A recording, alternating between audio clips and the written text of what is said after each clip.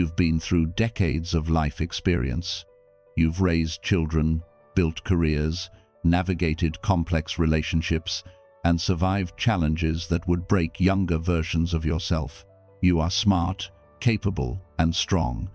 So why does it feel like he's making you doubt everything you know to be true? Why do you find yourself apologizing when you've done nothing wrong?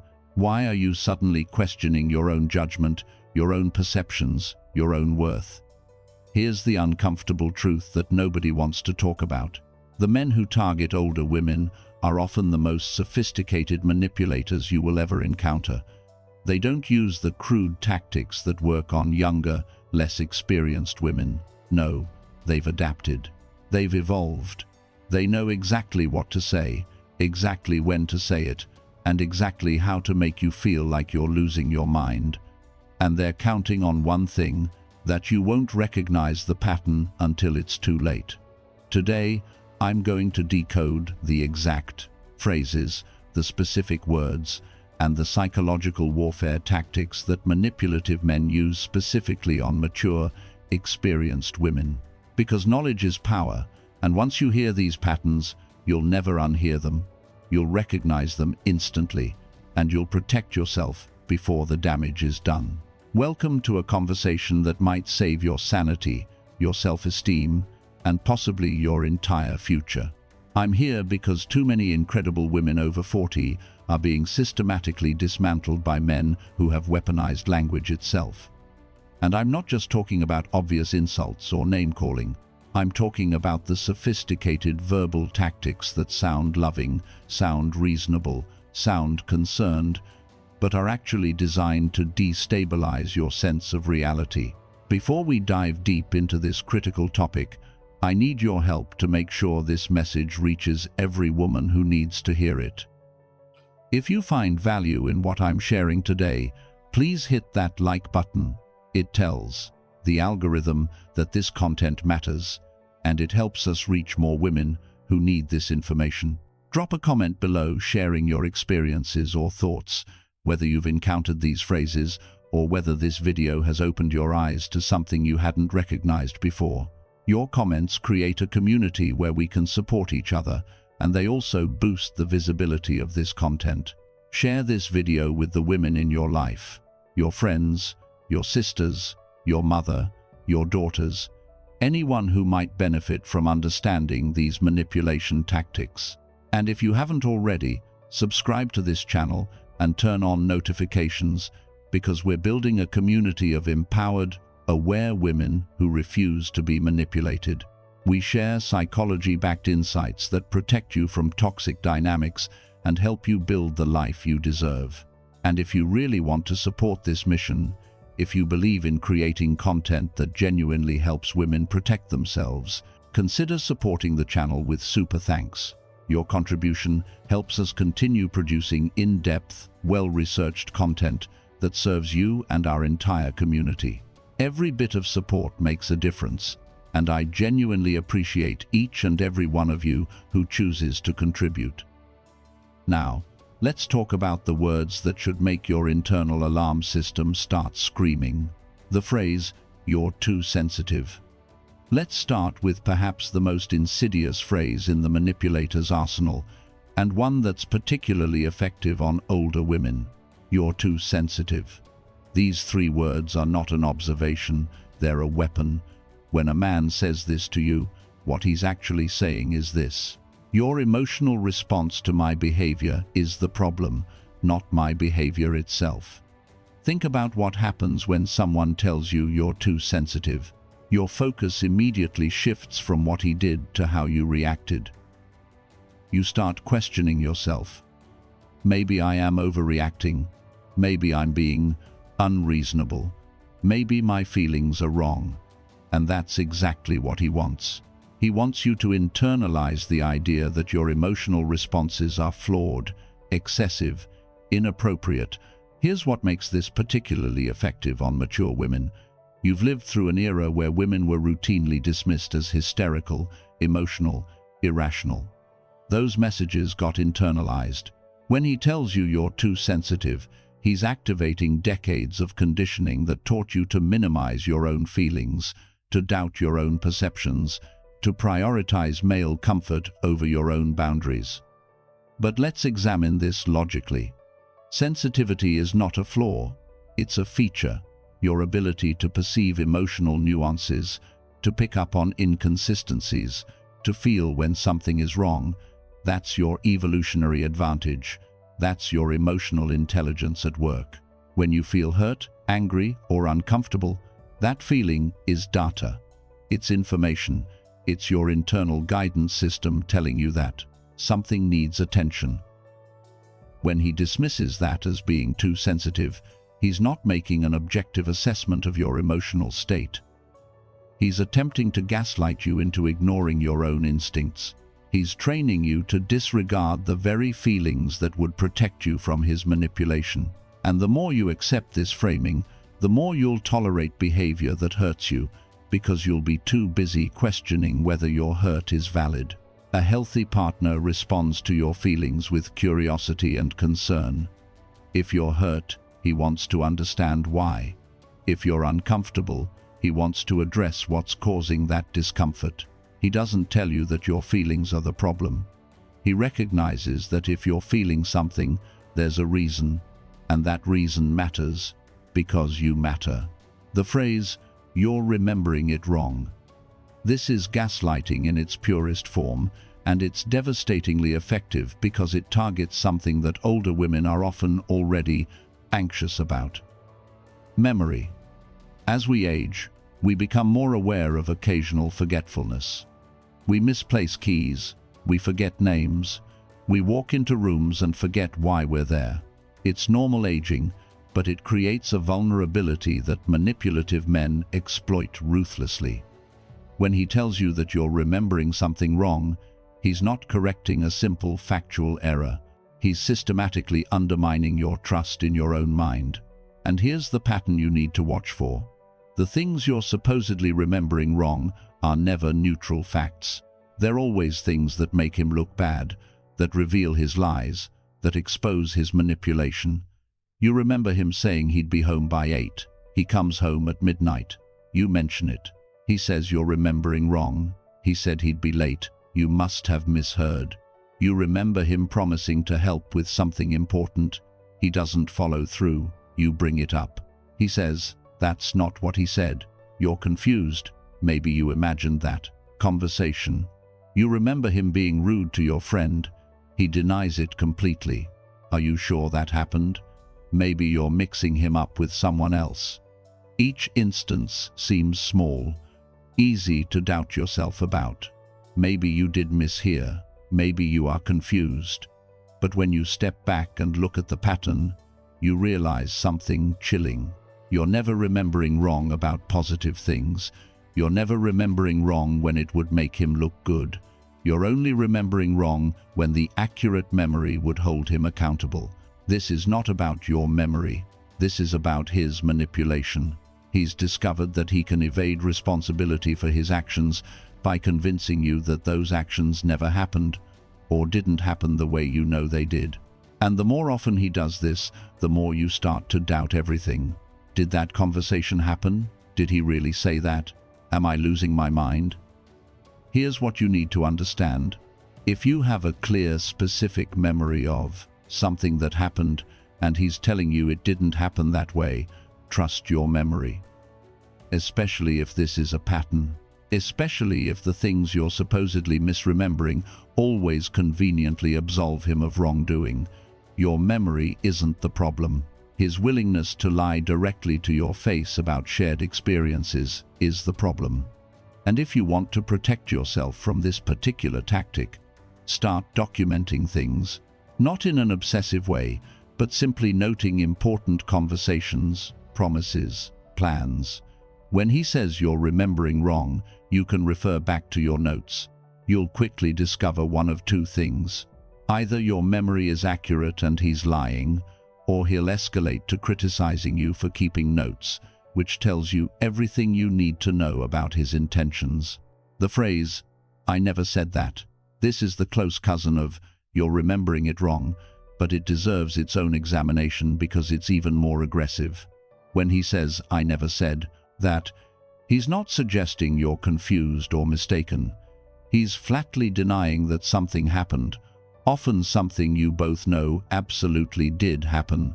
The audacity of this phrase is what makes it so destabilizing. You heard the words come out of his mouth. You registered them. You had an emotional response to them. They affected you. And now he's looking you in the eye and telling you that something you directly witnessed never occurred. It creates a profound sense of cognitive dissonance that can make you feel like you're going insane. This tactic is particularly effective on older women because it plays into societal gaslighting about aging and cognitive decline. When he confidently denies something you know, he said, your first instinct might be to wonder if your mind is playing tricks on you. After all, memory isn't perfect, right? Maybe you are confused. Maybe it didn't happen the way you think. But pay attention to when he uses this phrase. Is it when he said something cruel, something revealing, something he now regrets saying? Is it when he made a promise he doesn't want to keep?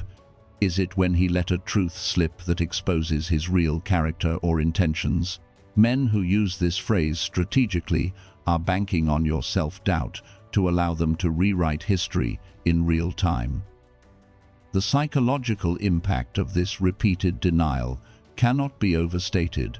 When someone consistently denies your reality, you start to lose your grip on what's real. You become uncertain, hesitant to trust your own perceptions. You start prefacing your observations with, maybe I'm wrong, but, or I might be misremembering, but, or correct me if I'm confused, but. You're literally asking permission to trust your own mind. A manipulator wants you in this state. A confused, self-doubting woman is a controllable woman. When you can't trust your own perceptions, you have to rely on his version of events. He becomes the arbiter of reality, and you become dependent on him to tell you what's true. It's a form of psychological imprisonment. The antidote to this manipulation is to trust yourself. When you know something was said, stand firm in that knowledge. You don't need his validation of your reality. His denial doesn't change what happened, it only reveals his character. And that revelation is valuable information about whether this is someone you should continue to engage with. The phrase, "You're just like your mother," or "You're just like your ex."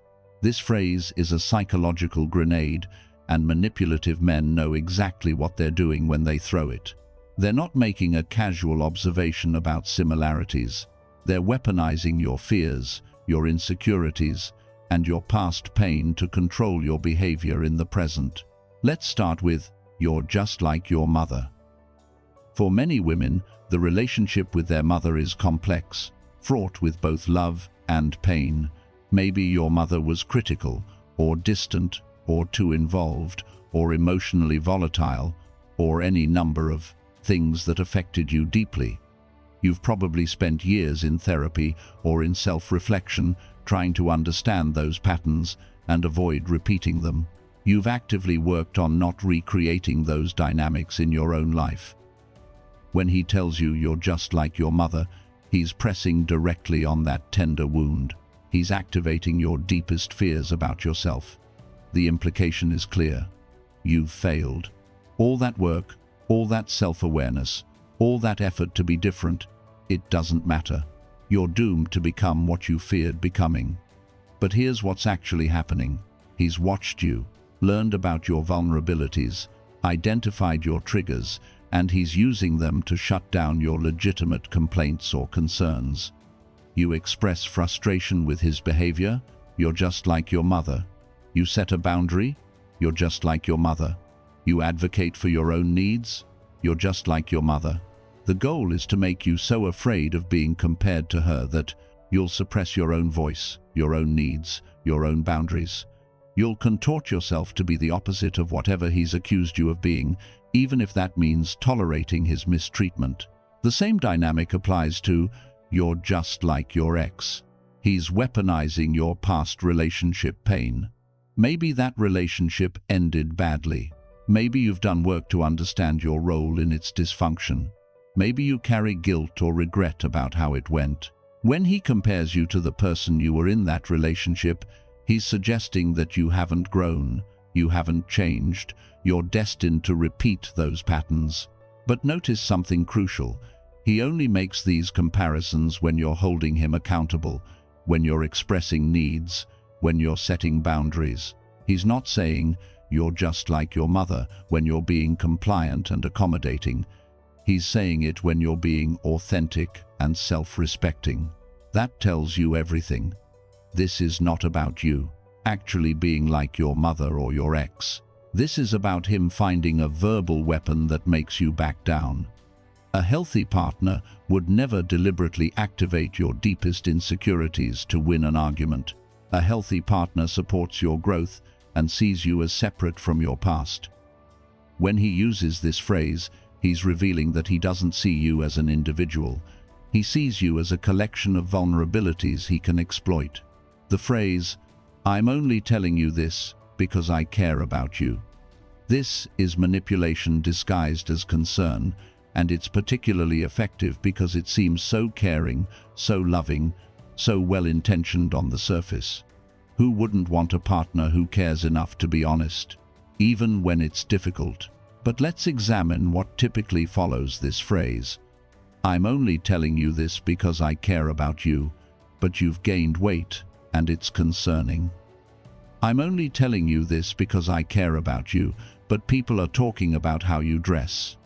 "I'm only telling you this because I care about you, but you're embarrassing yourself when you talk about subjects you don't fully understand." "I'm only telling you this because I care about you, but your friends are a bad influence." Do you see the pattern? This phrase is always followed by a criticism, an insult, or an attempt to control your behavior. The preamble about caring is emotional camouflage.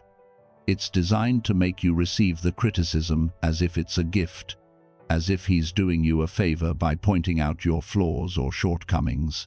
Here's what makes this particularly insidious. It puts you in a position where rejecting the criticism means rejecting his care. If you get upset, if you push back, if you defend yourself, you're being unreasonable. After all, he only said it because he cares. Can't you see he's trying to help you? Now he's the victim, hurt that his loving gesture was rejected, and you're the ungrateful partner who can't accept constructive feedback. But genuine care doesn't look like this. When someone truly cares about you, they don't use concern as a vehicle for criticism. They don't disguise control as care. They don't make you feel small while claiming they're helping you grow. Real care says things like, "I noticed you seem stressed about your weight. Is that something you want to talk about? How can I support you?" Real care says, "I love the way you express yourself. Your passion is one of the things I adore about you."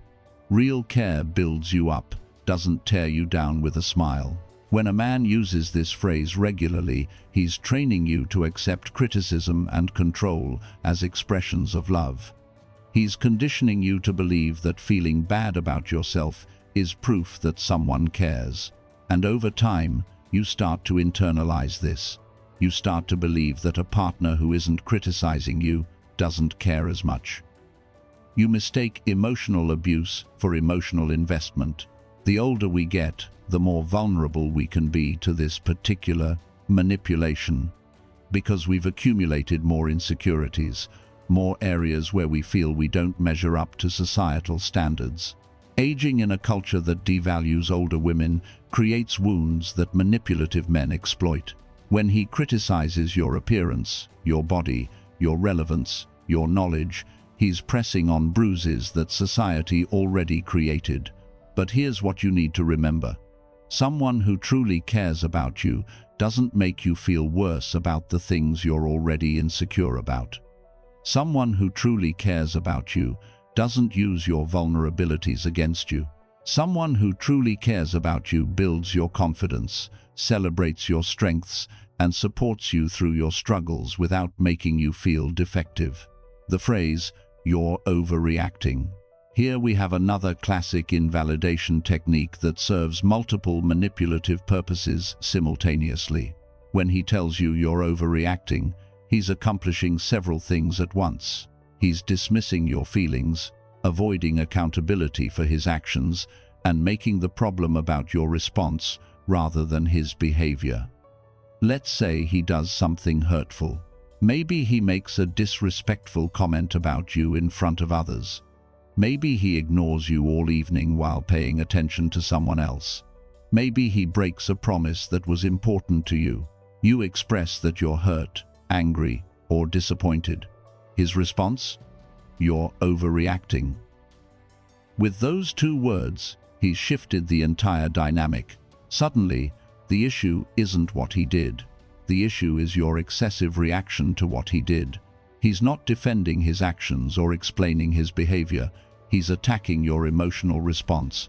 And if you fall into this trap, you'll spend your energy defending your right to feel hurt instead of addressing the actual harmful thing he did.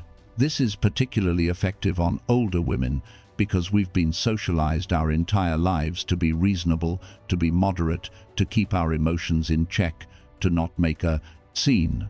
When someone tells us we're overreacting, it activates decades of messaging that women's emotions are excessive, dramatic, irrational. We're primed to believe we might be overreacting, even when our response is completely proportional to the offense. But here's a truth that manipulators don't want you to understand. Your emotional response is always valid. It might not always be proportional to the specific incident, but it's never wrong or invalid. Your feelings are data about your internal experience, and they deserve to be heard and respected, first by you and then by your partner. Moreover, the judgment about whether you're overreacting is entirely subjective. Who decides what the appropriate level of reaction is? He does, apparently. He gets to do whatever he wants, and he also gets to determine whether your response to what he did is acceptable. That's a system rigged entirely in his favor. A manipulative man uses "you're overreacting" to avoid ever having to actually address his behavior. No matter what he does, if you have a strong reaction, you're overreacting. If you have a mild reaction, you're too sensitive. If you have no reaction, he'll escalate until he gets one, then tell you you're overreacting. It's a game you cannot win because the rules are designed to ensure you always lose. Pay attention to whether he ever thinks you're underreacting. When you're calm in the face of his mistreatment, does he express concern that maybe you care too little? Or does he prefer you that way, docile and accepting? The answer tells you whether he's making a legitimate observation about proportionality or using this phrase as a control mechanism. A healthy partner doesn't tell you you're overreacting. A healthy partner says, "I can see you're really upset. Help me understand what I did that hurt you so I can avoid doing it again." A healthy partner takes responsibility for his impact, even if his intention was good. A healthy partner cares more about your well-being than about winning an argument. The phrase, "I was just joking." This is the manipulator's get-out-of-jail-free card, and it's deployed whenever he says something cruel, insulting, or revealing and gets called out for it. The setup is predictable. He makes a comment that hurts you. Maybe it's a joke about your age, your appearance, your intelligence, your worth. Maybe it's a sarcastic remark that cuts deep. Maybe it's a joke that reveals how he really feels about you. You react with hurt or anger, and his immediate response is, "I was just joking. Can't you take a joke?" Notice what's happened. He got to say the cruel thing. The words are out there, they've landed, they've done their damage. But now he's claiming it didn't count because it was a joke. And more than that, he's making you the problem. You're too sensitive, too serious, lacking in humor. If you're hurt by his joke, that's your deficiency, not his cruelty. This is a brilliant manipulation because humor is subjective. There's no objective standard for what's funny. So he gets to claim anything hurtful he says was meant as humor, and if you didn't find it funny, that's your failure, not his. You're the one with the broken sense of humor. You're the one who can't take a joke. But let's be clear about something. When someone who claims to love you repeatedly makes jokes that hurt you, those aren't jokes. They're insults with plausible deniability.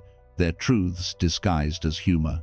They're ways of saying cruel things while maintaining the ability to escape accountability. Watch what he jokes about. Is it always your perceived flaws or shortcomings? Does he joke about replacing you with a younger woman? Does he joke about your worth, your attractiveness, your relevance?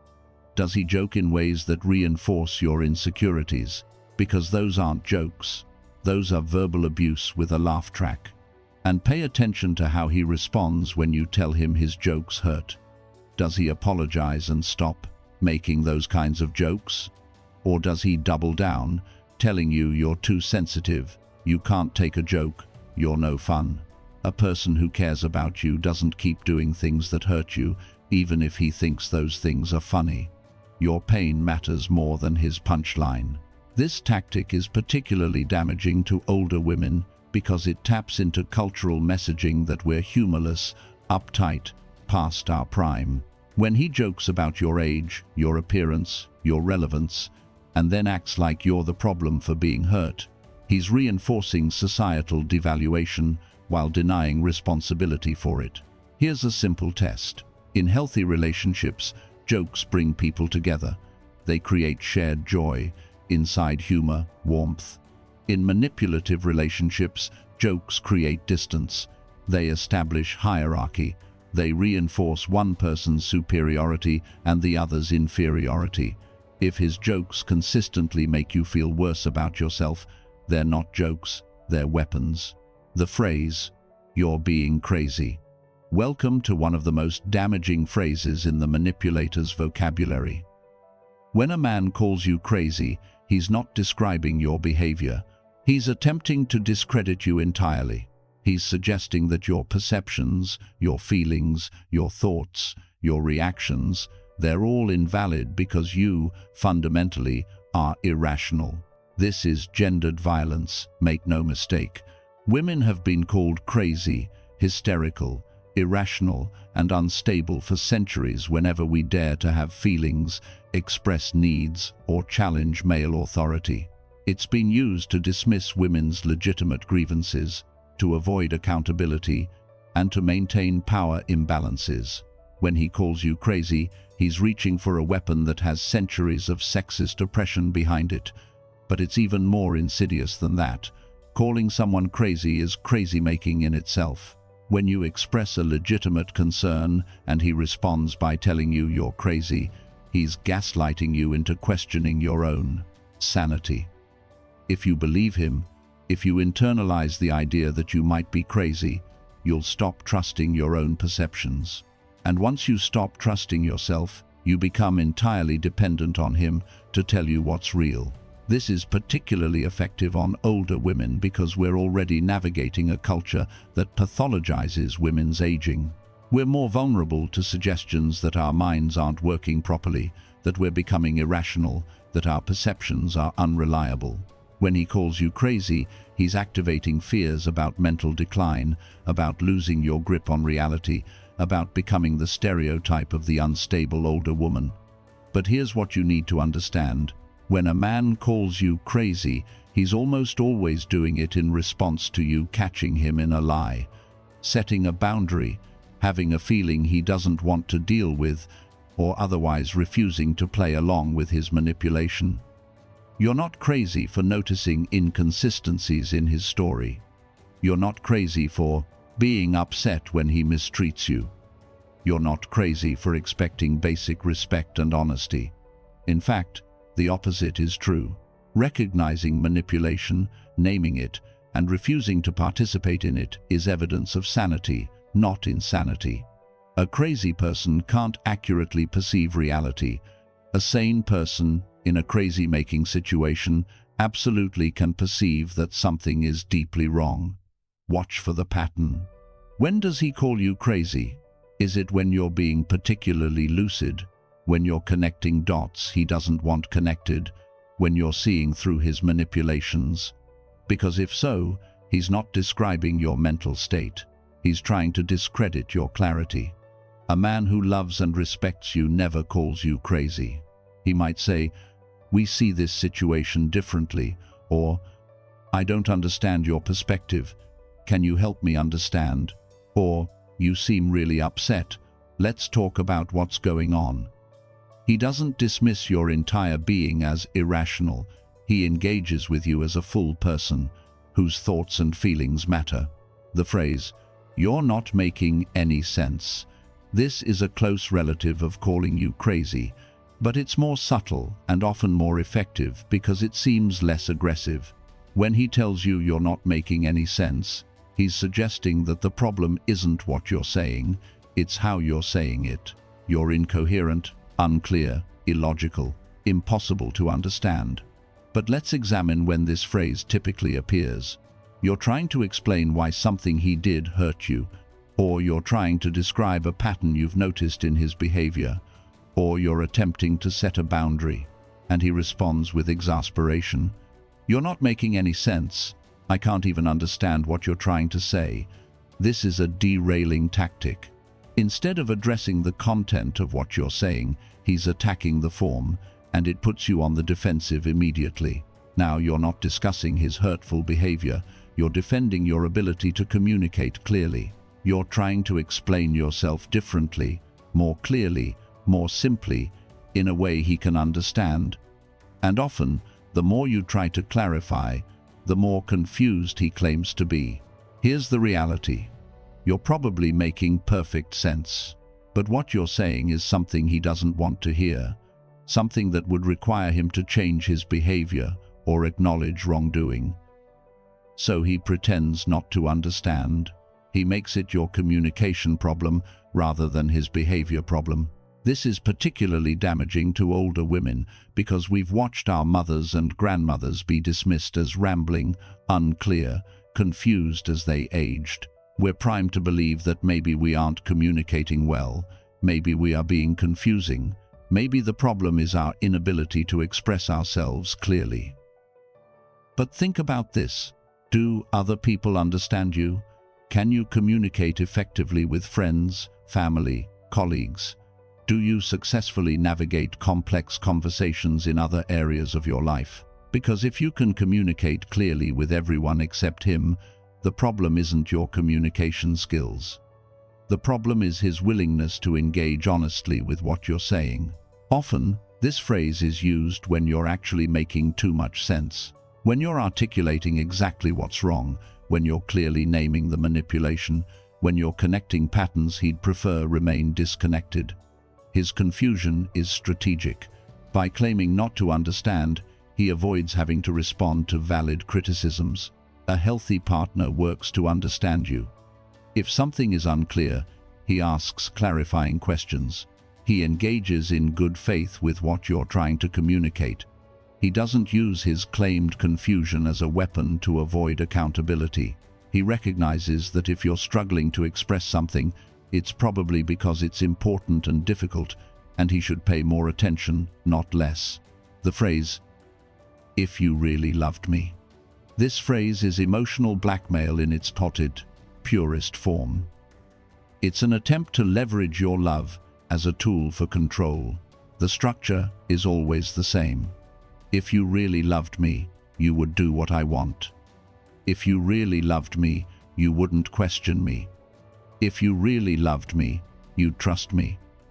If you really loved me, you'd forgive me. He's suggesting that any boundary you set, any need you express, any resistance you offer, is evidence that you don't love him enough. And for a woman who does love him, who is invested in the relationship, this creates enormous guilt and pressure. You do love him. You don't want him to doubt that love. So when he suggests that your love is inadequate or questionable, your first instinct is to prove him wrong. And how do you prove him wrong?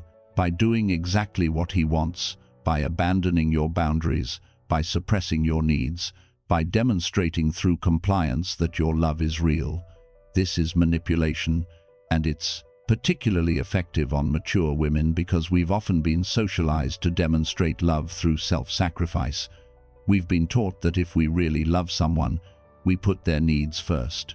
We've internalized messages about women's love being selfless, boundless, endlessly accommodating. When he weaponizes these messages, he's exploiting a lifetime of conditioning. But here's the truth that manipulators don't want you to know. Love doesn't require self-destruction. Love doesn't demand that you violate your own boundaries. Love doesn't ask you to prove its existence by harming yourself.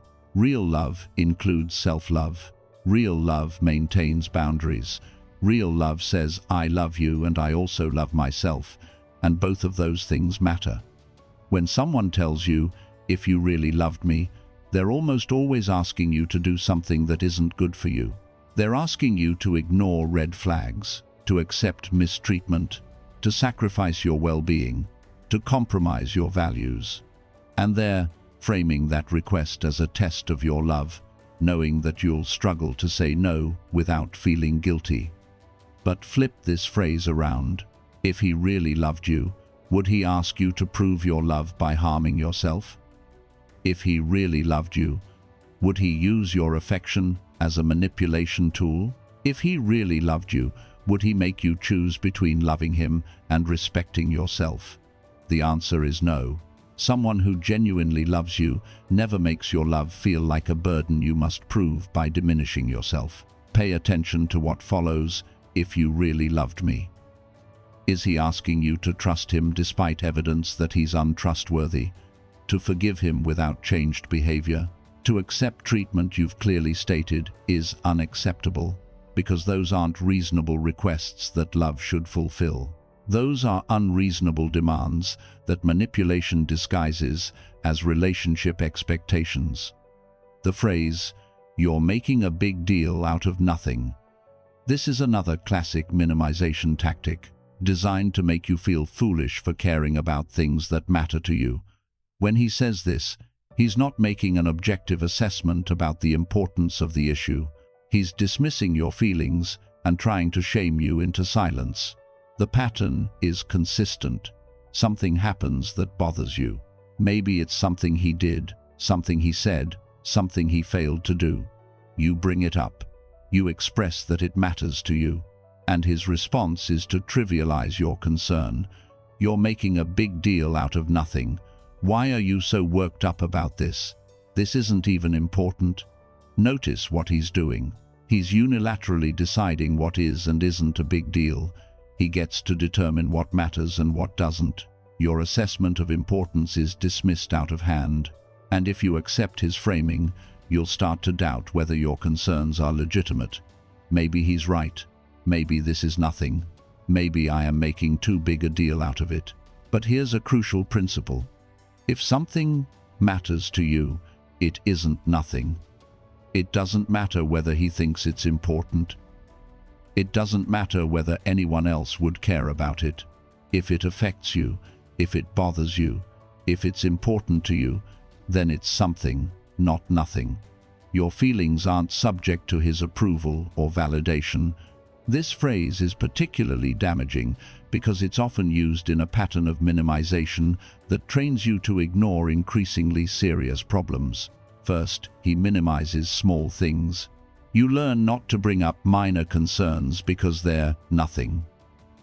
You've already been trained to doubt your judgment about what matters, so you start letting bigger issues slide. Eventually, he can minimize even major violations of your boundaries or well-being because you've lost the ability to trust your own assessment of importance.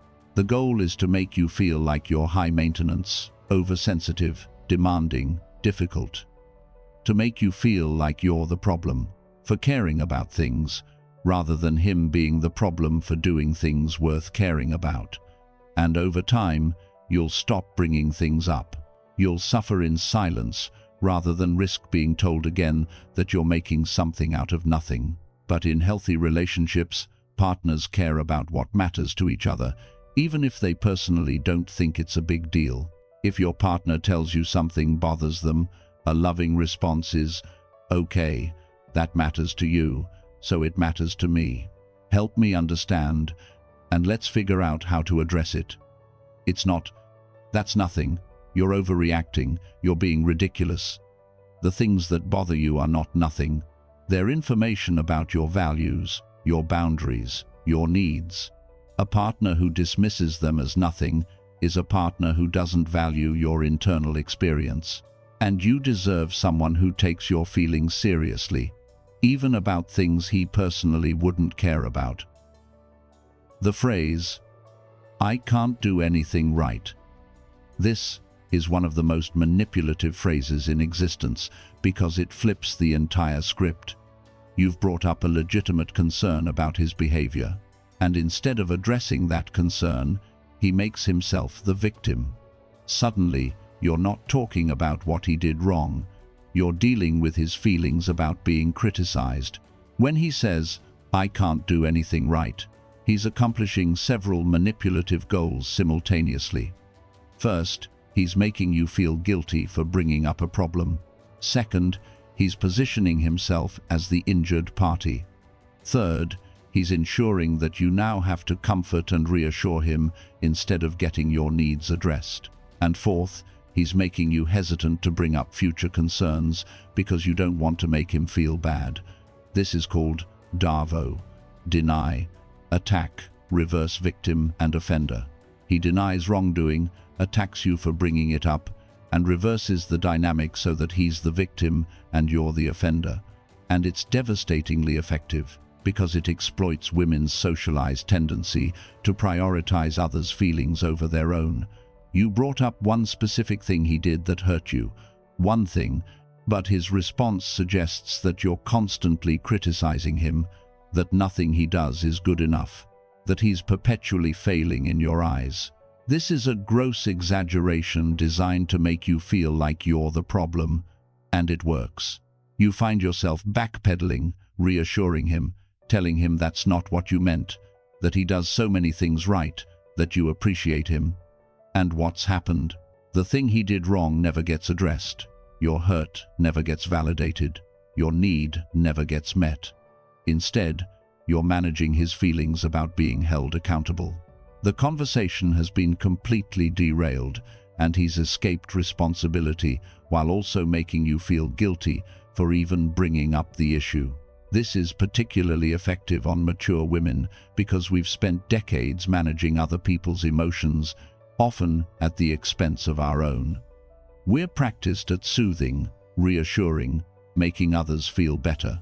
When he positions himself as wounded by our feedback, our instinct is to prioritize healing his hurt rather than addressing our own. But here's what you need to remember. Mentioning one specific behavior is not saying he can't do anything right. Expressing hurt about one incident is not constant criticism. Having one concern is not perpetual dissatisfaction. His exaggeration is manipulation, not reality.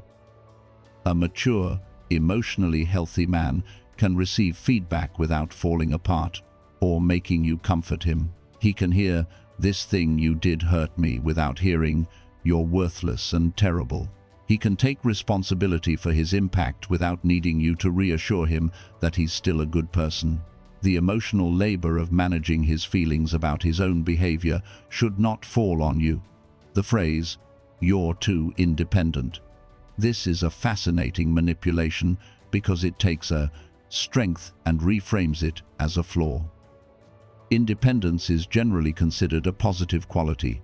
It means you can take care of yourself, make your own decisions, have your own identity. But when a manipulative man tells you you're too independent, what he's really saying is that you're not controllable enough. This phrase often appears when you do things without consulting him, when you have a life outside the relationship, when you make decisions based on your own judgment, when you maintain your own friendships and interests. He frames this as a relationship problem. You're too independent. You don't need me. You don't make me feel important. You don't include me. But let's unpack what he's actually complaining about. He's not upset that you're capable and self-sufficient. He's upset that your capability and self-sufficiency make you harder to control. A dependent woman is easier to manipulate. She needs him financially, emotionally, socially. She can't easily leave. She has to factor his opinions and wishes into every decision because her survival depends on his approval. An independent woman is threatening to a manipulative man because she has options. She can leave if she's mistreated. She has her own resources, her own support system, her own sense of self. She doesn't need him, she chooses him. And that choice can be revoked. That's terrifying to someone who wants power over his partner rather than partnership with his partner. This is particularly insidious when directed at older women because we've fought hard for our independence. Maybe you survived a divorce, raised children alone, built a career, created a life. Your independence is hard-won. It's valuable. It's a source of pride. When he criticizes it, he's asking you to dismantle something you worked decades to build. And often, he's not openly asking you to be less independent. He's just making you feel bad about your independence, making you feel like you're doing the relationship wrong, like you're not invested enough, like you're withholding something essential. The goal is to get you to voluntarily diminish yourself, to make yourself smaller, needier, more dependent, without him having to explicitly demand it. But healthy relationships don't require you to be less capable, less independent, less yourself. Healthy relationships celebrate your strengths. A secure man is not threatened by your independence. He's attracted to it. He appreciates that you're choosing to be with him because you want to, not because you have to. He doesn't want you to need him. He wants you to want him. And there's a world of difference between the two. If someone tells you you're too independent, what they're really saying is that they'd prefer you were more dependent. And that should raise every red flag you have, because a partner who wants you dependent is a partner who wants control. And control is not love. The phrase, "Nobody else would put up with you," this is one of the most overtly abusive phrases manipulators use, and yet it's shockingly effective, especially on older women. When he says this, he's not making an observation, he's making a threat disguised as information. The subtext is clear. You're lucky to have me. You're so flawed, so difficult, so problematic, that if I weren't here, you'd be alone. You should be grateful I'm willing to tolerate you. This phrase is designed to destroy your self-esteem and trap you in the relationship. If you believe that no one else would want you, you'll tolerate any amount of mistreatment because you'll think it's the best you can do. You'll be afraid to leave, afraid to set boundaries, afraid to demand better treatment, because where else would you go? Who else would have you? The cruel genius of this manipulation is that it often comes after a pattern of behavior designed to make you feel undesirable. He's criticized your appearance, your personality, your habits. He's made you feel like you're too much or not enough. He's eroded your confidence systematically. And then he delivers this line, confirming what he's conditioned you to believe. You're defective, and he's a saint for staying. This is particularly devastating to older women because we're already navigating a culture that devalues us. We're told we're past our prime, invisible, undesirable. When he says nobody else would put up with you, he's activating every insecurity society has planted. And if you're divorced, widowed, or have been out of the dating market for years, you might actually believe that your options are limited. But here's the truth. This is projection. He's telling you that nobody else would put up with you because he knows that you shouldn't put up with him. He's terrified that you'll realize you have options, that you'll discover that other people would treat you better, that you'll leave. So he's trying to convince you that leaving is impossible, that staying is your only choice. Think about this logically. If you're truly so difficult that nobody would want you, why is he with you? Is he a martyr? Is he doing charity work? Or is it possible that you're actually a wonderful person who's been systematically convinced otherwise by someone who benefits from your low self-esteem? The reality is that you are lovable, you are valuable, you are desirable, not despite your age, but including your age, not despite your perceived flaws, but as a complete human being who has strengths and weaknesses like everyone else. And there absolutely are people who would appreciate you, value you, treat you better than he does. When someone says nobody else would put up with you, it says everything about them and nothing about you. It reveals that they see the relationship as putting up with you rather than enjoying you. It shows that they think love is tolerance rather than appreciation, and it demonstrates that they're willing to emotionally abuse you to keep you trapped. You deserve someone who doesn't see being with you as putting up with you. You deserve someone who feels lucky to have you, who celebrates you, who can't believe you chose them. And those people exist. Don't let someone who diminishes you convince you that he's the best you can do. The phrase, "You're not the person I thought you were." This phrase is particularly insidious because it frames any personal growth, any boundary setting, any self-advocacy as a betrayal. When he says this, he's suggesting that there was an acceptable version of you, the version he fell for, and you've somehow failed to remain that person. You've changed. You've disappointed him. You've become someone he didn't sign up for. But let's examine what typically prompts this statement. Did you start standing up for yourself? Did you stop tolerating behavior you used to accept? Did you develop new interests, new friendships, new aspects of your identity? Did you grow, evolve, become more authentically yourself? Because those are the changes that manipulative men frame as betrayals. What he's really saying is that you're not as controllable as you used to be. You're not as compliant. You're not as willing to shrink yourself for his comfort. The person he thought you were was actually a diminished version of yourself that you maintained to please him. And now that you're reclaiming your full self, he's experiencing that as a loss. This is particularly effective manipulation on older women because we've been through so many life changes. We've grown, evolved, survived challenges, developed wisdom. We're not the same people we were at 30 or 40, and that's appropriate. Growth is not betrayal. Evolution is not deception. Becoming more fully yourself is not a breach of contract. But when he frames it as such, he makes you doubt whether your growth is acceptable. Maybe you should go back to how you were.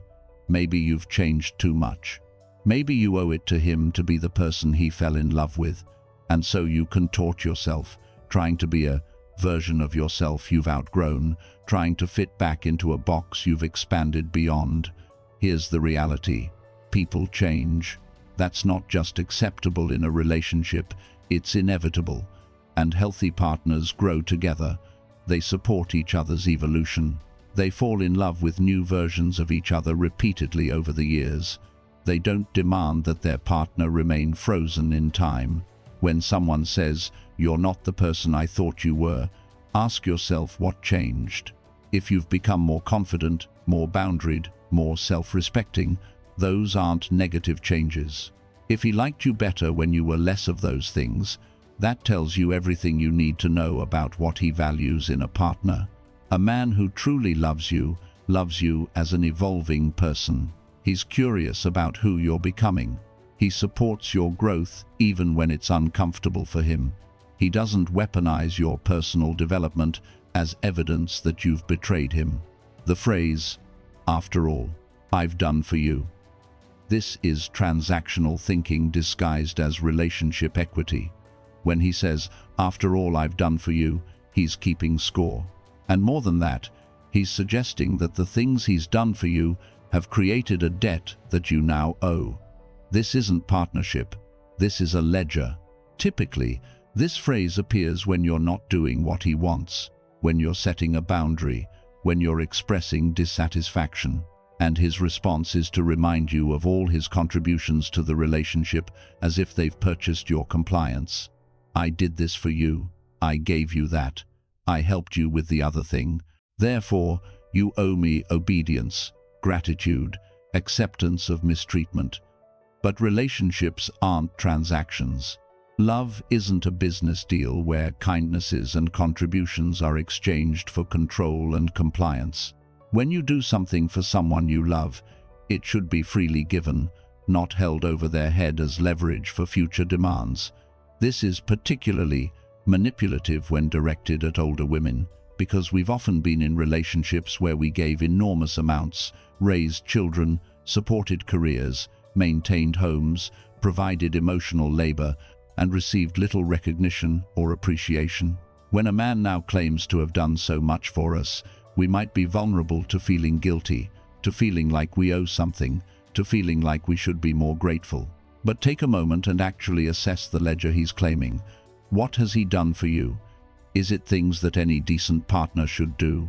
Is it basic respect, basic kindness, showing up for the relationship? Because those aren't special favors, those are baseline expectations. He doesn't get credit for doing the bare minimum. And what have you done for him? Have you been keeping score? Or have you been giving freely, without expectation of creating debt? Because if you've been giving without keeping score, and he's been receiving while tracking every contribution, the relationship is already profoundly imbalanced. Moreover, if the things he did for you were genuinely freely given, he wouldn't be throwing them in your face now. The fact that he's weaponizing past kindnesses reveals that they were never actually kindnesses. They were investments he expected would pay dividends in your compliance. A loving partner doesn't keep score. A loving partner doesn't hold past contributions over your head. A loving partner gives freely and receives freely, understanding that relationships ebb and flow, that sometimes one person needs more and sometimes the other does, that it all balances out over time without anyone needing to maintain a ledger. If he's counting what he's done for you, he's not loving you, he's buying you, and you are not for sale. The phrase, "You're living in the past." This is a dismissal tactic used when you reference patterns of behavior, past hurts, or established history. When he says, "You're living in the past," he's suggesting that your memory is the problem, not his behavior. He wants you to ignore history, to give him a clean slate, to pretend that every interaction exists in a vacuum, disconnected from everything that came before. This phrase typically appears in a few contexts. Maybe you're expressing hurt about something he did, and he points out that it happened last week, last month, last year. So why are you still talking about it? Maybe you're noticing a pattern in his behavior, connecting current actions to past actions, and he accuses you of bringing up old stuff. Maybe you're hesitant to trust him because he's broken trust before, and he claims you're punishing him for the past. But here's the thing, the past is relevant. Your past experiences with someone inform your current understanding of who they are. If someone has repeatedly done something hurtful, it's not living in the past to recognize that they might do it again. That's learning from experience. That's wisdom. That's self-protection. When he tells you you're living in the past, he wants you to ignore pattern recognition. He wants each incident to be isolated, unconnected to anything that came before. That way, he never has to be accountable for repeated behavior. Each offense is treated as a one-time thing, even if it's the 15th time. This is particularly manipulative because he's framing memory as a flaw. You're hanging onto things, you're not forgiving, you're not moving forward, you're stuck. But actually, remembering someone's behavior is not being stuck, it's being informed. It's making decisions based on data rather than hope. And let's talk about forgiveness, because that's often tangled up in this manipulation. Forgiveness doesn't mean forgetting. Forgiveness doesn't mean pretending something didn't happen. Forgiveness doesn't mean trusting someone who's proven themselves untrustworthy. You can forgive someone and still remember what they did. You can forgive someone and still maintain appropriate boundaries based on their demonstrated behavior.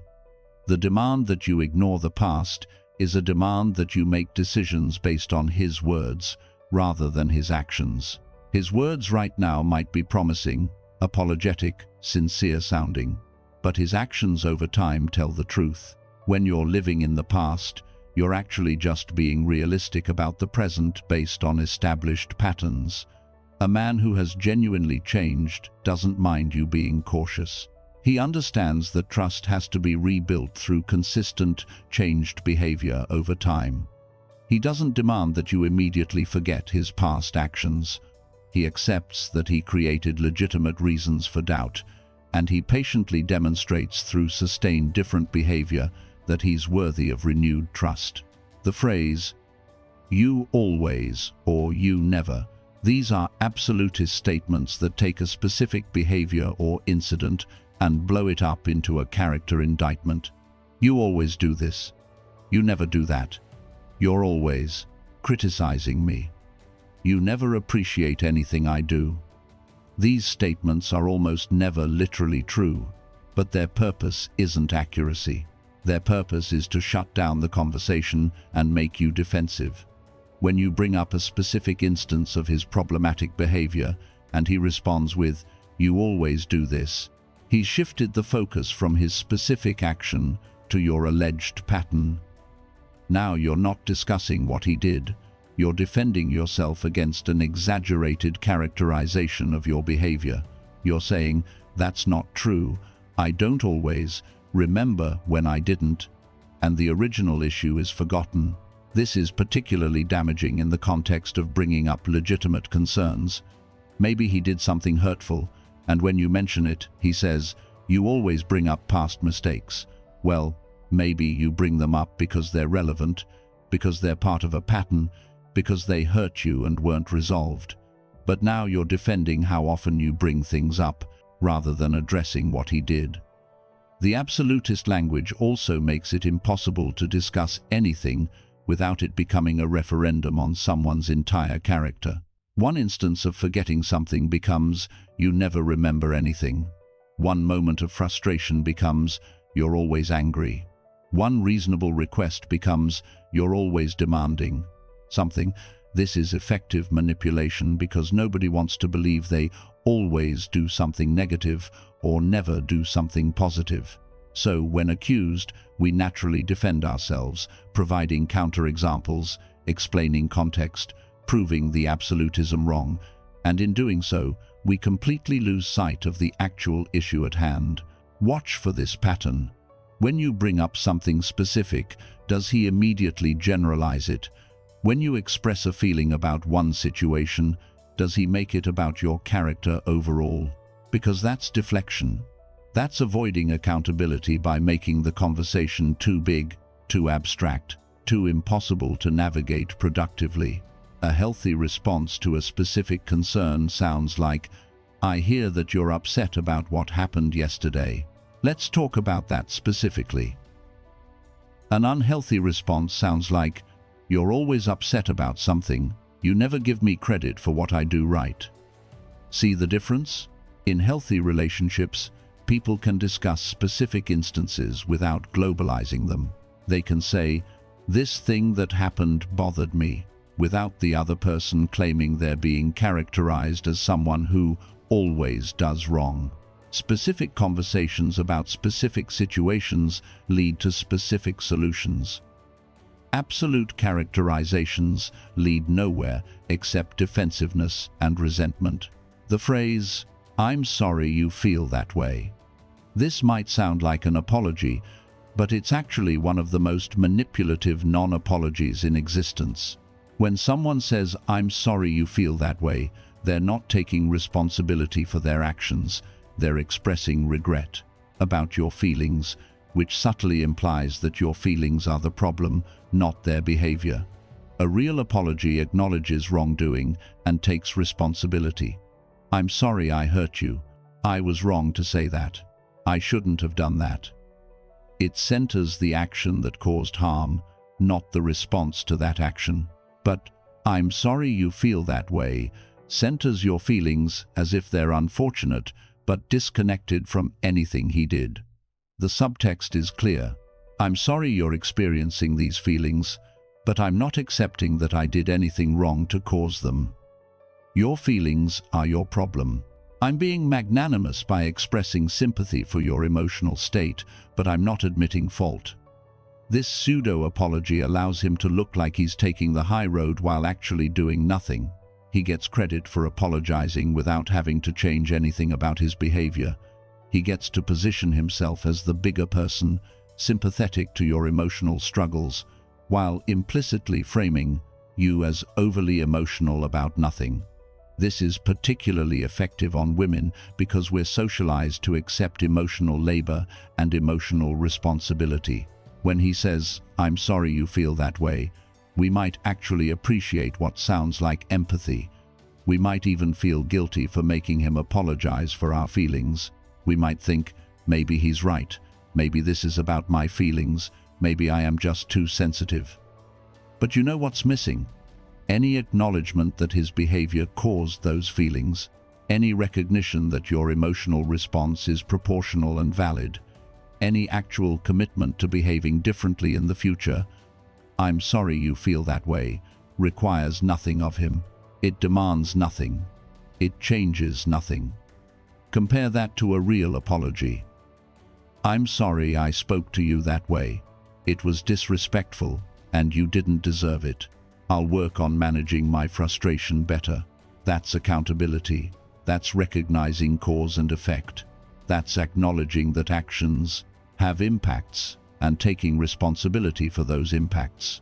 When someone consistently gives you non-apologies, they're telling you that they don't believe they owe you real apologies. They don't believe they need to change. They're willing to say empty words to make the conversation end, but they're not willing to actually examine their behavior and do better. Don't accept "I'm sorry you feel that way" as an apology. It isn't one. Hold out for genuine acknowledgement of wrongdoing and genuine commitment to change. Anything less is just manipulation wearing an apology costume. The phrase, "you're not being reasonable." Reasonableness is subjective. What one person considers reasonable, another might not. But when a manipulative man tells you you're not being reasonable, he's positioning himself as the arbiter of what's rational, logical, and acceptable. He's suggesting that there's an objective standard of reasonableness, and you're failing to meet it. This phrase typically appears when you're setting a boundary, expressing a need, or refusing to accept something he wants you to accept. You're not being reasonable by expecting him to keep his promises. You're not being reasonable by wanting him to treat you with respect. You're not being reasonable by having feelings about his behavior. According to him, a reasonable person would just accept whatever he's dishing out without complaint. But let's examine who gets to decide what's reasonable. In his framework, he does. He gets to determine what's reasonable to expect, to feel, to want, to insist upon.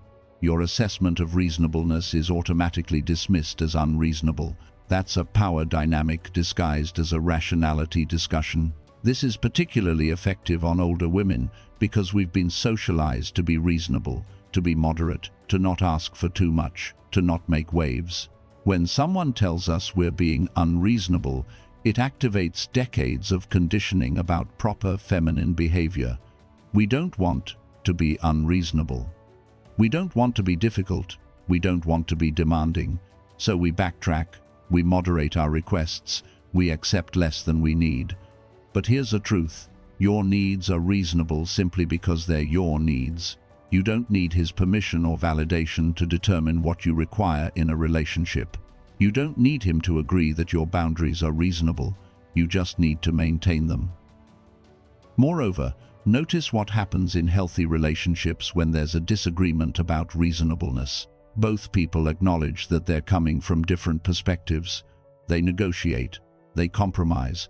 They find solutions that respect both people's needs. They don't declare one person reasonable and the other unreasonable and proceed based on that declaration. When he tells you you're not being reasonable, he's ending the negotiation. He's declaring that his perspective is objectively correct and yours is objectively wrong. There's no room for discussion, no space for your legitimate needs, no possibility of compromise. You're expected to accept his assessment and adjust accordingly. But you don't have to accept his assessment. You don't have to agree that you're being unreasonable. You can maintain your boundary, your need, your expectation, regardless of whether he thinks it's reasonable, because ultimately you don't need his approval to know what you need. Now that we've explored specific phrases, I want to take you deeper into understanding the psychological mechanisms at play here, because recognizing individual phrases is valuable, but understanding the larger patterns, the overall system of manipulation, that's what truly protects you. That's what gives you the ability to spot manipulation even when the specific words are different. Because manipulators are adaptive, they learn, they change tactics, but the underlying mechanisms remain consistent. The psychology of gaslighting, and why it works so well on mature women. Gaslighting is a term that gets thrown around a lot, but let's be precise about what it means. Gaslighting is a form of psychological manipulation where someone causes another person to doubt their own perceptions, memories, or sanity. It's named after a play where a husband dims the gaslights in their home and then insists his wife is imagining the change in brightness. The reason gaslighting is so effective on older women specifically is multifaceted. First, we live in a culture that already undermines older women's credibility. We're told we're forgetful, confused, past our prime, not reliable narrators of our own experiences. When a manipulative man gaslights you, he's not working from scratch. He's building on a foundation of cultural gaslighting that's already made you doubt yourself. Second, many older women have experienced actual memory changes as a normal part of aging. You might forget where you put your keys, forget someone's name, walk into a room, and forget why. These are normal, benign experiences that happen to everyone, but they create a vulnerability. When he tells you you're misremembering something important, you might believe him because you've recently experienced minor memory blips about unimportant things. Third, there's often a power dynamic based on gender and socialization. Many women now in their 50s, 60s, 70s were raised in an era where male authority was more absolute, where women were taught to defer to men's judgment, where a man's word carried more weight than a woman's. Even if you've consciously rejected these ideas, they can still operate subconsciously, making you more susceptible to a man's confident assertion that your memory or perception is wrong. The impact of sustained gaslighting is profound. It creates a state of chronic self-doubt where you can't trust your own mind, you second-guess everything, you're constantly looking for external validation of your reality. You become dependent on the gaslighter to tell you what's real, which gives him enormous power over you. You can't leave a relationship if you can't trust your own judgment about whether the relationship is bad. But here's what you need to understand. Your perceptions are reliable. Your memory is functional. Your sense of reality is sound. If you're experiencing consistent gaslighting, the problem is not with your mind. The problem is that you're in a relationship with someone who has a vested interest in making you doubt your mind. Trust yourself. When you know something happened, trust that knowledge. When you remember something clearly, trust that memory. When something feels wrong, trust that feeling. Your internal guidance system is sophisticated and accurate. Don't let anyone convince you otherwise. The pattern of isolation and why manipulators target your support system. One of the most dangerous patterns in manipulation is isolation. It rarely starts with obvious demands that you cut people off. It starts subtly. He makes small, critical comments about your friends. He expresses concern about your family's influence. He suggests that people are taking advantage of you. He creates conflict that makes spending time with others unpleasant. The reason isolation is crucial for manipulation is simple. Your friends and family are external reality checks. They can see what you can't see when you're immersed in the relationship. They can point out patterns, notice changes in you, recognize manipulation techniques. They provide perspective, support, and alternative viewpoints that threaten the manipulator's control. When you're isolated, you have only his version of reality. There's no one to contradict his narrative, no one to validate your perceptions, no one to remind you of who you were before you met him. You become trapped in a distorted reality bubble where his lies become your truth because there's no competing information. For older women, isolation is particularly dangerous because our social networks may already be smaller due to life circumstances. Maybe you've moved, or retired, or lost friends to illness or death. Maybe your adult children are busy with their own lives. Maybe you're divorced and lost mutual friends in the split. Whatever the reason, if your network is already diminished, it's easier for a manipulator to isolate you completely. Watch for these signs. Does he always have a reason why you can't see your friends? Does he create drama before family events so you arrive upset or don't go at all? Does he criticize the people who care about you? Does he make you feel guilty for spending time with anyone but him? Does he interrogate you after social interactions? Does he sulk or punish you for maintaining outside relationships? If you're seeing these patterns, recognize them for what they are. This isn't love. This isn't wanting to spend time with you. This is deliberately cutting you off from support systems that would help you recognize and escape manipulation. Protect your relationships. Maintain your friendships. Stay connected to family. Even when it's difficult, even when he makes it unpleasant, preserve those connections. They're not just nice-to-haves, they're essential protection against manipulation and abuse. The economic trap and financial manipulation, financial abuse, is one of the most effective and least discussed forms of manipulation, especially in relationships involving older women. It takes many forms. He might control all the money, giving you an allowance like a child. He might undermine your financial independence by sabotaging your work. He might rack up debt in your name. He might refuse to contribute financially while enjoying the benefits of your resources. He might hide assets while making you believe you're barely getting by. The goal of financial manipulation is to make you dependent and trapped. If you can't support yourself, you can't leave. If you don't have access to money, you don't have access to resources that would help you escape. If your credit is destroyed, you can't establish independent living. Financial abuse is a cage with invisible bars. For older women, financial manipulation often leverages existing vulnerabilities. Maybe you're retired with a fixed income. Maybe you took time out of the workforce to raise children and now have limited earning potential. Maybe you're past the age where employment is easily accessible. Maybe you're dealing with health issues that affect your ability to work. A manipulator will exploit these realities to make you feel like you need him financially. But here's what you need to know. Financial abuse is a choice he's making. It's not a natural consequence of your circumstances. There are ways to structure relationships that preserve both people's financial autonomy and security. The fact that he's choosing manipulation instead reveals his priorities. Protect yourself financially. Maintain your own accounts if possible.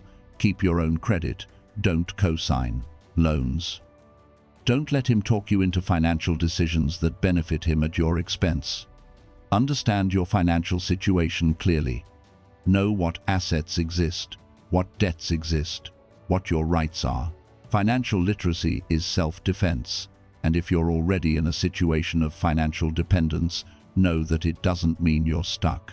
There are resources, organizations, programs designed to help women escape financially abusive situations.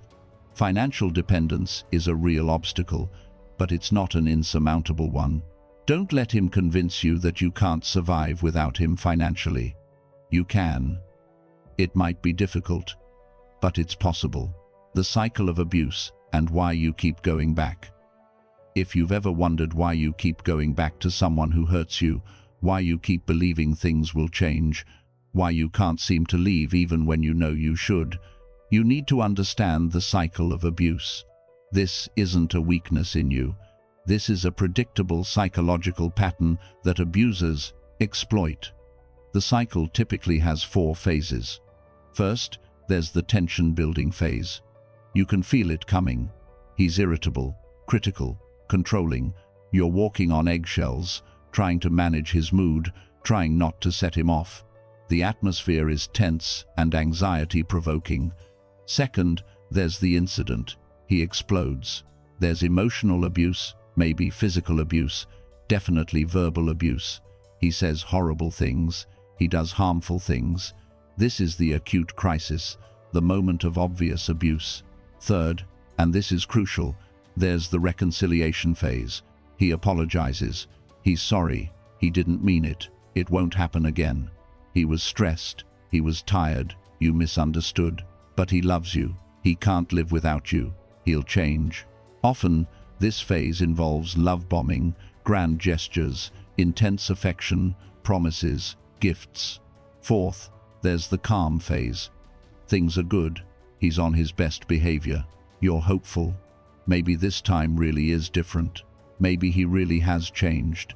Maybe the relationship you wanted is finally here. This phase can last days, weeks, even months.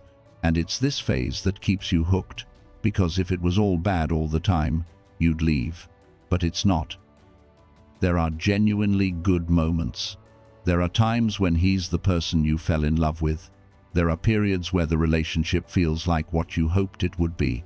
And those good times make you believe that the abuse is the exception, not the rule. Those good times make you believe that if you just love him enough, try hard enough, manage things better, you can make the good times permanent. But here's the truth. The good times are part of the abuse cycle. They're not a sign that things are getting better. They're a tool he uses to keep you trapped. They're the reward that makes you willing to endure the punishment. They're the hope that prevents you from leaving. A relationship that cycles between abuse and reconciliation, between cruelty and love, between harm and apology. That's not a healthy relationship going through rough patches. That's an abusive relationship operating exactly as abusive relationships do. The cycle is the abuse. The unpredictability is the abuse. The constant hope and disappointment is the abuse. Breaking this cycle requires recognizing it for what it is. The good times don't erase the bad times. The apologies don't undo the harm. The promises don't create real change. As long as the cycle continues, you're in an abusive relationship, regardless of how good the good times feel. The concept of trauma bonding and why it feels like love trauma bonding is one of the most powerful and least understood aspects of manipulative relationships. It's the reason why you can intellectually know that a relationship is bad for you while emotionally feeling deeply attached, even addicted, to the person hurting you. Trauma bonding happens when there's an intense connection formed through a repeated cycle of abuse and positive reinforcement. Your brain becomes literally addicted to the pattern. The abuse creates anxiety and fear. The reconciliation creates relief and joy. The biochemical swing from stress hormones to pleasure hormones is intense and addictive. Think about it like this. Slot machines are designed to be addictive, not through constant rewards, but through intermittent reinforcement. You don't win every time, but occasionally you do, and that occasional win keeps you playing, hoping the next pull will be the one. The same mechanism is at play in trauma bonding. If he was consistently loving, you'd adjust to that baseline. If he was consistently abusive, you'd leave. But the unpredictability, the intermittent reinforcement, that creates a powerful psychological hook. Moreover, when you're in survival mode, experiencing threat and stress, and then the source of that threat becomes the source of comfort, your brain forms a powerful attachment to that person. It's a survival mechanism. If you're dependent on someone who's also harming you, your brain wants to maintain connection with them because disconnection feels like death. This is especially powerful in relationships with older women who may have fewer social connections, who may be financially dependent, who may be isolated. The stakes of leaving feel enormous. The attachment feels like love, even when intellectually you know it's not healthy. Recognizing trauma bonding is crucial because it helps you understand that the intensity of your feelings doesn't validate the relationship. Strong feelings don't mean the relationship is good or right or worth keeping. Sometimes strong feelings are evidence of addiction, not love. Sometimes what feels like deep connection is actually trauma response. Breaking a trauma bond requires time, distance and support. You can't think your way out of it. You have to actually break the cycle, create physical and emotional distance, allow your nervous system to regulate without the constant stress relief cycle. It's hard. It feels like withdrawal because in many ways it is. But it's necessary for healing. Why smart, successful, experienced women fall for manipulation? One of the most damaging myths about manipulation is that only naive, weak, or unintelligent people fall for it.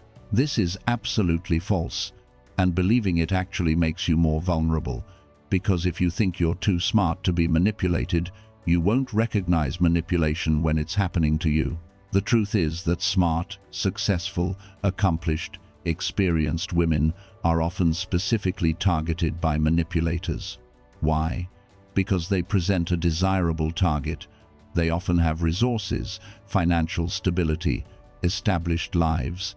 They present a challenge that appeals to manipulators who enjoy the conquest of controlling someone strong. Moreover, the very qualities that make you successful can make you vulnerable to specific manipulation tactics. If you're empathetic, you're vulnerable to sob stories and playing on your compassion. If you're a problem solver, you're vulnerable to seeing the relationship as a problem you can fix. If you're optimistic, you're vulnerable to believing in potential rather than acknowledging reality. If you're loyal, you're vulnerable to staying long past when you should have left. Manipulators are sophisticated. They study you. They learn your vulnerabilities, your triggers, your desires, your fears. They customize their approach based on who you are. A manipulation tactic that works on a younger woman might not work on you, so they use different tactics, one specifically designed to be effective on mature, experienced women. They might exploit your compassion by presenting themselves as damaged and needing healing. They might exploit your competence by making you feel responsible for managing the relationship.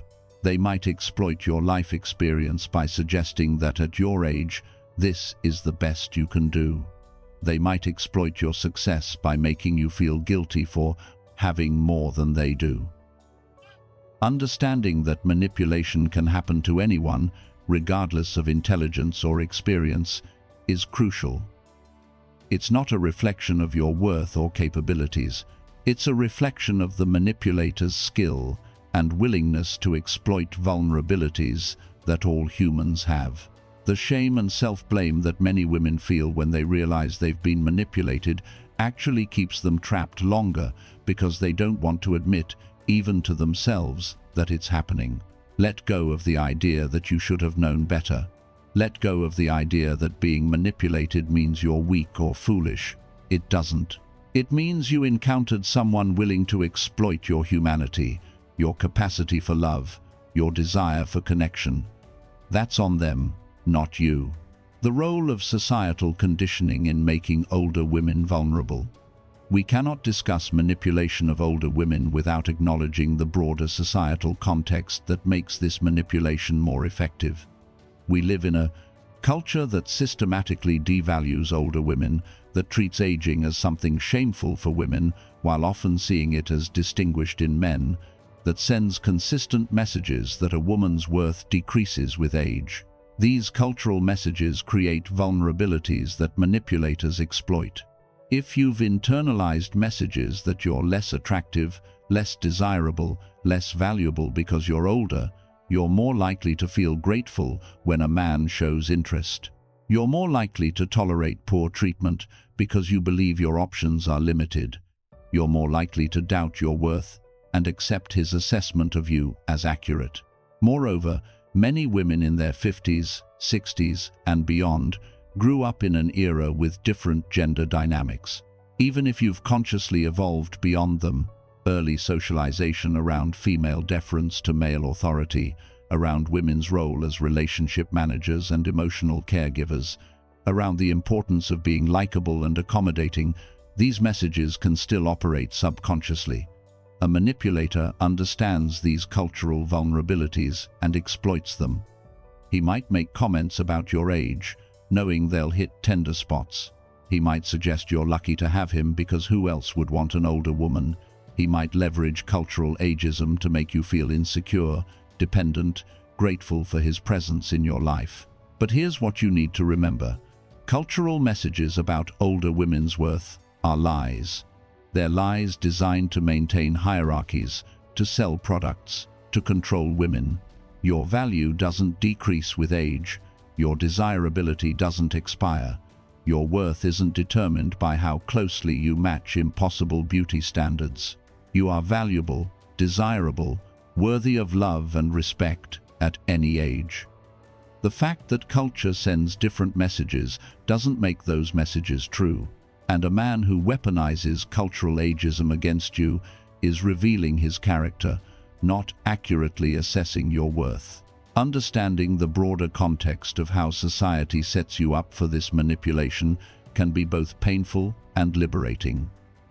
Painful because you realize how much systemic gaslighting you've been subjected to. Liberating because you can start to disentangle your actual worth from cultural lies about that worth. The neuroscience of why leaving is so hard. There's actual neuroscience behind why leaving a manipulative relationship feels almost impossible, even when you intellectually know you should leave. Understanding this can help you be more compassionate with yourself and more strategic in creating change. When you're in a relationship, your brain forms neural pathways around that person and that relationship. The longer you're together, the stronger those pathways become. They're not just about positive experiences, they're about the entire pattern of relating. Your brain literally wires itself around this person. When you think about leaving, you're not just thinking about losing a relationship. Your brain is registering this as a threat to an established system. It creates anxiety, fear, uncertainty. The familiar, even when painful, feels safer than the unknown. Your nervous system resists change because change equals danger in evolutionary terms.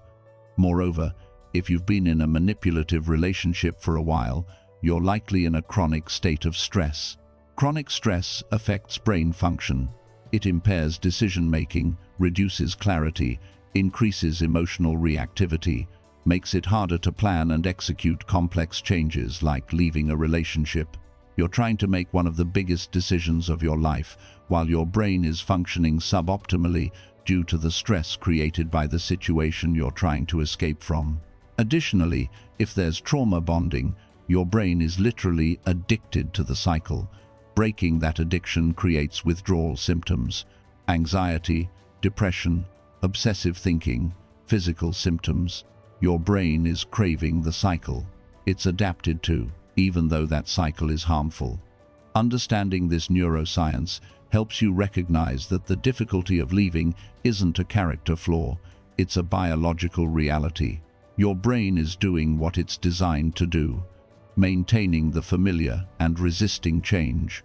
Working against that requires more than willpower. It requires strategy, support, time, and often professional help. This is why leaving is a process, not a single decision. You're not just choosing to leave once. You're choosing to leave over and over again as your brain tries to pull you back to the familiar pattern.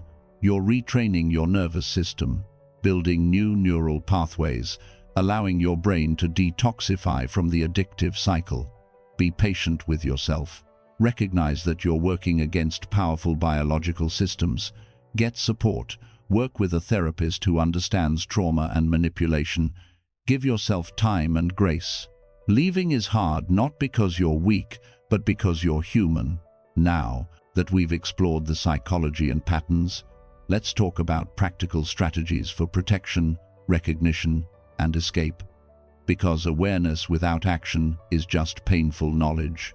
You need tools to actually create change in your life. How to document everything without going crazy. One of the most powerful tools for protecting yourself against gaslighting and manipulation is documentation.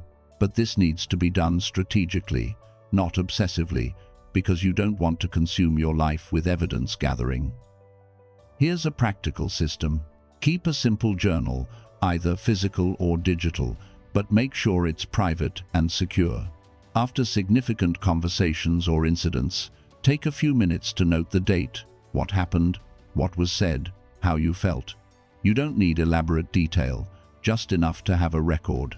For really important conversations, especially promises, agreements, or concerning statements, consider sending yourself an email summarizing the conversation. This creates a dated, searchable record.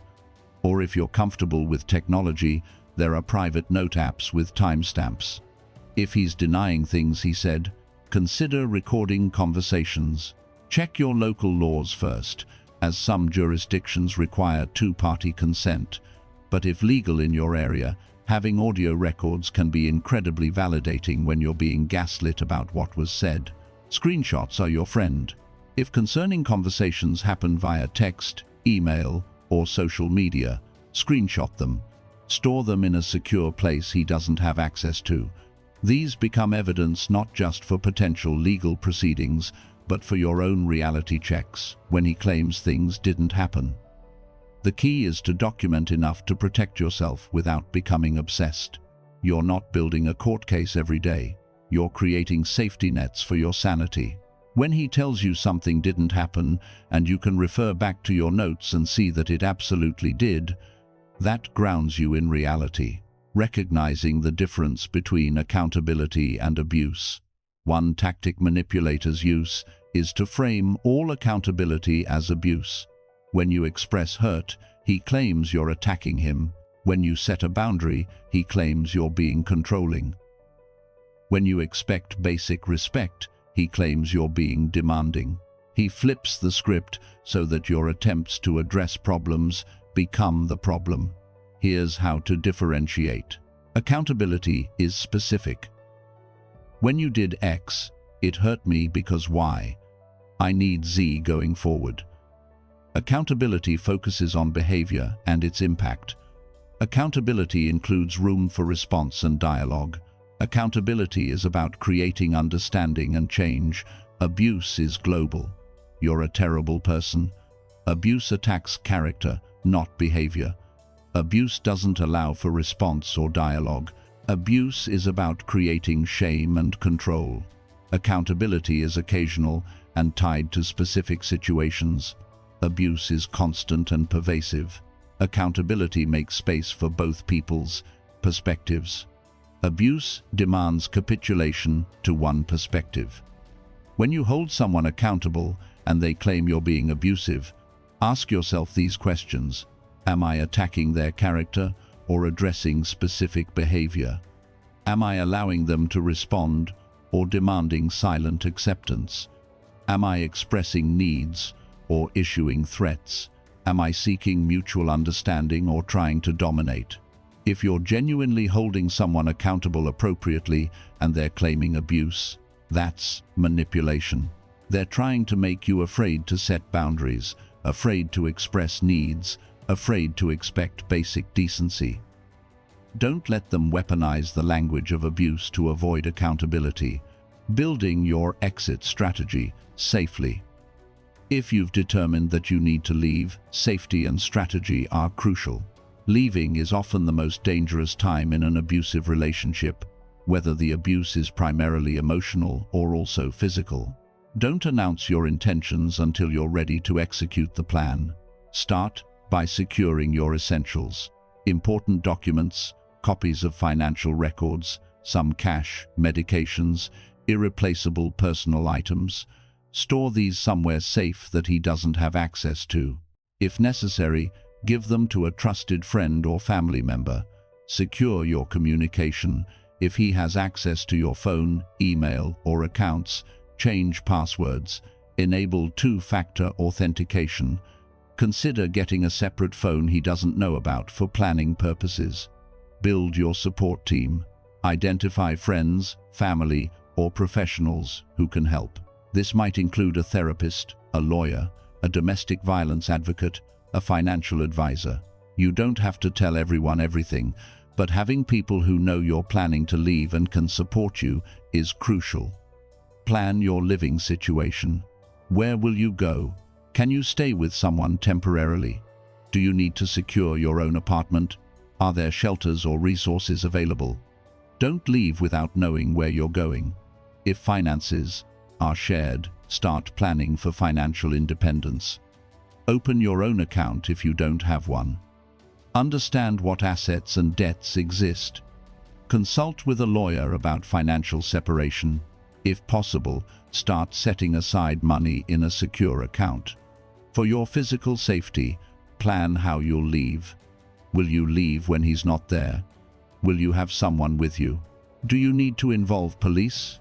If you feel physically unsafe, domestic violence organizations can help create detailed safety plans. After leaving, maintain boundaries. Block him on all platforms if necessary. Don't engage with hoovering attempts, the love bombing and promises that will come when he realizes you're serious. Change locks. Consider a protection order if there's been physical abuse or threats. Leaving is a process. Be prepared for it to be difficult. Be prepared for your feelings to be complicated. Be prepared for him to escalate. But also, be prepared for the incredible relief and freedom that comes with reclaiming your life, rebuilding your sense of self after manipulation. After leaving a manipulative relationship, one of the biggest challenges is rebuilding your sense of self. Manipulation erodes your identity, your confidence, your trust in your own perceptions. Recovery is about reclaiming all of that. Start with small decisions. What do you want for dinner? What do you want to watch? What do you want to wear? If you've been in a relationship where your preferences didn't matter, simply honoring your own choices, even about tiny things, starts to rebuild your sense of self. Reconnect with your interests and passions. What did you used to enjoy that you gave up? What have you always wanted to try? Engage with those things. Your interests and passions are part of your identity. Reclaiming them is reclaiming yourself. Rebuild your relationships. Reach out to people you've lost touch with. Explain what happened if you're comfortable. Most true friends will understand and welcome you back. Build new connections too. Join groups, take classes, volunteer, create a support network, work with a therapist who understands trauma and manipulation. This isn't optional. Professional support is crucial for processing what happened, understanding patterns, rebuilding your sense of reality, and ensuring you don't repeat the same dynamics in future relationships. Practice self-compassion. Be gentle with yourself about how you got into the relationship, why you stayed, what you tolerated. You did the best you could with the information and resources you had at the time. Beating yourself up doesn't help. Learning and growing does. Reclaim your narrative. You're not a victim. You're a survivor. You're not foolish. You encountered someone skilled at manipulation. You're not weak. You're strong for escaping. How you frame your experience affects how you move forward. Trust yourself again. This is perhaps the hardest part. You need to rebuild trust in your own perceptions, judgments, feelings. Start small. Notice when you're right about things. When you sense something and it turns out to be accurate, acknowledge that. When you make a good decision, celebrate it. Slowly, your trust in yourself will return. Red flags to watch for in future relationships. Having escaped one manipulative relationship, it's crucial that you don't end up in another. Here are red flags to watch for from the very beginning of any new relationship. Love bombing. If someone is overwhelmingly intense early on, showering you with attention, gifts, declarations of love, wanting to move very fast, that's a warning sign, not a romantic gesture. Healthy relationships develop gradually. Manipulators rush intimacy to create attachment before you see who they really are. Inconsistency between words and actions. Pay more attention to what people do than what they say. If he says he values honesty but lies. If he says he respects women but makes degrading comments. If he says you're important but doesn't follow through on commitments. Actions reveal character. Words can be manipulated. Boundary violations. If you set a boundary and he pushes against it, tests it, or ignores it, that's a major red flag. Healthy people respect boundaries. Manipulators see them as obstacles to overcome. Isolation attempts. If he wants all your time, gets upset when you see friends, criticizes people you care about, creates drama around outside relationships, that's a red flag. No one who genuinely loves you wants you isolated. Inability to take responsibility. If he never admits fault, always has excuses, blames others for his problems, turns every conflict into your fault, that's a red flag. Healthy people own their mistakes and work to do better. Disrespect toward others. How he treats waitstaff, his ex, his mother, strangers, that's how he'll eventually treat you. Disrespect isn't situation-specific, it's character-specific, your gut feeling. If something feels off, trust that feeling.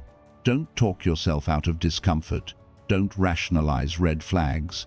Your instincts are protection. Honor them. We've covered enormous ground today. We've explored the specific phrases manipulative men use, the psychological mechanisms that make them effective, the broader patterns of manipulation and abuse, and practical strategies for protection and recovery. This has been heavy material. If you're feeling overwhelmed, that's completely understandable. Here's what I want you to take away from this conversation. First, if you're recognizing these patterns in your relationship, you're not imagining things. Your concerns are valid. Your instincts are correct. Trust yourself. Second, manipulation is not about you being weak, foolish, or defective. It's about someone else choosing to exploit human vulnerabilities for their own benefit. It says everything about their character and nothing about your worth. Third, you have more power than you think. Even in the midst of manipulation, even when you feel trapped, you have the power to see clearly, to name what's happening, to reach out for help, to make plans, to leave. It might not feel like power, but awareness is power. Knowledge is power. Choice is power. Fourth, you're not alone. So many women have experienced exactly what you're experiencing. So many women have felt exactly what you're feeling. There are resources, support systems, communities of women who understand and can help. You don't have to navigate this alone. If you found value in this video today, I'm going to ask you one more time to engage with it. Hit that like button. It helps us reach more women who need this information. Comment below. Share your thoughts, your experiences, your insights. Your voice matters, and your story might be exactly what another woman needs to hear to recognize her own situation. Share this video. Send it to women in your life who might benefit from it. Post it on your social media. You never know whose life you might change by making this information available to them. And subscribe to this channel if you haven't already, because we're going to continue having these important conversations, continue providing the psychological insights and practical tools that protect women and empower them to build the lives they deserve. And if you really believe in this mission, if you want to support the creation of content that genuinely serves women's well-being, consider supporting the channel with super thanks. Your financial contribution makes it possible for us to keep producing in-depth, well-researched, valuable content that makes a real difference in women's lives. Remember this: you deserve to be treated with respect, kindness, honesty, and dignity. You deserve a partner who builds you up instead of tearing you down. You deserve love that feels safe, not love that feels like walking on eggshells. You deserve to trust your own perceptions and have those perceptions validated by your partner. If you're not receiving those things, it's not because you don't deserve them. It's because you're with someone incapable or unwilling to provide them. And that's information. That's data you can use to make informed decisions about your life. You've survived everything life has thrown at you so far. You've raised children, built careers, weathered losses, overcome challenges. You're strong, capable, and resilient. You already have everything you need to protect yourself from manipulation and to build the life you want. Sometimes you just need someone to remind you of your own power. Consider this, that reminder. I'll be back with more content designed to inform, protect, and empower you. Until then, take care of yourself, trust yourself, And remember that you are valuable beyond measure, regardless of what anyone else tells you. You've got this. Thank you for watching, and I'll see you in the next video.